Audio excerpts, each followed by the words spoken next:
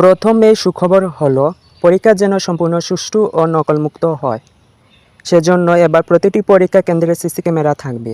শুধু তাই নয়, একটি কন্ট্রোল রুম ও মনিটরের মাধ্যমে পুরো পরীক্ষা পর্যবেক্ষণ করা হবে।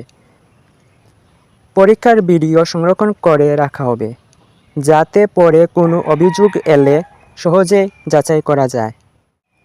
আরও একটি নতুন বিষয় হলো পরীক্ষা কেন্দ্রে দায়িত্ব পালন করা পুলিশ সদস্যরা বডি ওয়ার্ন ক্যামেরা ব্যবহার করবেন, অর্থাৎ তাদের শরীরে ছোট ক্যামেরা লাগানো থাকবে, যার মাধ্যমে কেন্দ্রের পরিস্থিতি রেকর্ড করা হবে। এর ফলে কেউ বিশৃঙ্খলা সৃষ্টি করতে চাইলে বা কোনো অনিয়ম করার চেষ্টা করলে তা সহজেই ধরা পড়বে। শিক্ষামন্ত্রী আরও বলেছেন, প্রশ্ন ফাঁসের বিরুদ্ধে সরকার এবার অত্যন্ত কঠোর অবস্থানে রয়েছে। কেউ যদি প্রশ্ন ফাঁসের সঙ্গে জড়িত থাকে তাহলে তার বিরুদ্ধে এমন কঠোর ব্যবস্থা নেওয়া হবে যা সারা দেশের মানুষের জন্য একটি বড় শিক্ষা হয়ে থাকবে। তাই এ ধরনের গুজব বা প্রতারণামূলক প্রলোভন থেকে অবশ্যই দূরে থাকবে।